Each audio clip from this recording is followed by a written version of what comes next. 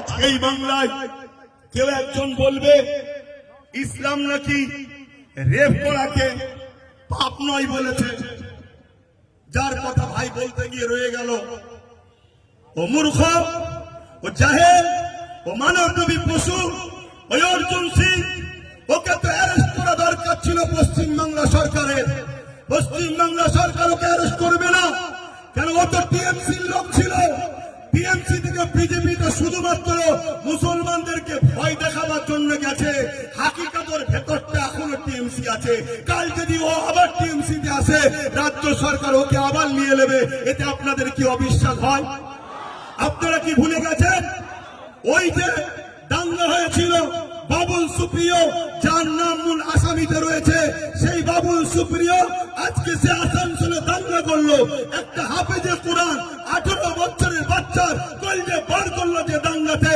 সেই দাঙ্গার মূল অভিযুক্ত যে সেই বাবুল সুপ্রিয় যখন টিএমসিতে আসলো, এই সরকার থেকে কবুল করেছে না করেনি? জোরে বলুন, করেছে না করেনি? অথচ আমরা দেখতে পাচ্ছি এই সমাজের কোন একটা বোন, কোন একটা মেয়ে, মুসলিম মেয়ে আঞ্চলিক ভাষায় বলেছে মমতার স্বামী নেই। কি বলেছে? মমতা আঞ্চলিক ভাষায় স্বামীকে কি বলে? বলুন বলুন। ওটা শুনতে খারাপ লাগে বলে আমি বলছি না, কিন্তু যাকেই বলে চাল ভাজা তাকেই বলে খুদ ভাজা। তো ও বলেছে মমতার স্বামী নেই। এ কথাটা কোনো ভুল কি? আমরাও তো জানি স্বামী নেই।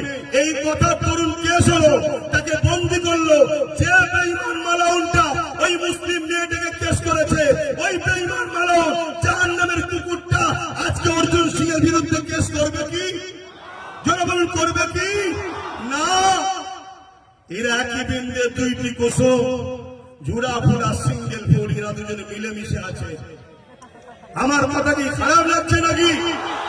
আজকে উত্তরপ্রদেশের নিয়ে প্রতিবাদ করছ, আজকে গাজার নিয়ে কলকাতায় প্রতিবাদ করছ। ভালো জিনিস করো, কিন্তু এই বাংলায় যখন মানুষের ঘর বানা হয়, ইফতারকে ফেলে দেওয়া হয়, কল তুলে নেওয়া হয়, কেস দেওয়া হয়, মিথ্যা মামলা দেওয়া হয়, গেজার কেস দেওয়া হয়, তার বিরুদ্ধে আন্দোলনটা কবে করবে? তুমি দূরের আন্দোলন করতে পারছো, উত্তরপ্রদেশে আইলাম মোহাম্মদ রসুল লিখাতে মেরেছে পিটেছে, আন্দোলন করছো, করছি, ভালো কথা। কিন্তু এই বাংলায় যখন কেউ বলে কোরআন মিটে যাবে, শেষ হয়ে যাবে, উন্নতি মিটবে না, তার আন্দোলনটা কবে হবে? এই বাংলায় যখন কেউ কাউকে বলবে যে অমুক আমাদের আল্লাহ, খুলে বলছি, খুলে খুলে বলছি, বলবো বলবো খুলে বলবো না রেখে বলবো? তারা তারা শুনতে চান, হাত তুলে বলুন। এই বাংলার নির্মল মাঝি বলে একটা এমএলএ আছে, সেই এমএলএ মমতা ব্যানার্জিকে বলছে আমাদের আল্লাহ। এর প্রতিবাদটা উলামারা করেছে, এর প্রতিবাদটা করেছে। কেন করলেন না? কেন করলেন না? এই প্রতিবাদের দরকার আছে না নাই? এক সপ্তাহ 1.5 সপ্তাহের মধ্যে আপনার এই উত্তর 24 পরগনা এর বিরুদ্ধে প্রতিবাদ হবে। ব্যানার তৈরি করে আপনারা যেতে রাজি আছেন? রাজি আছেন?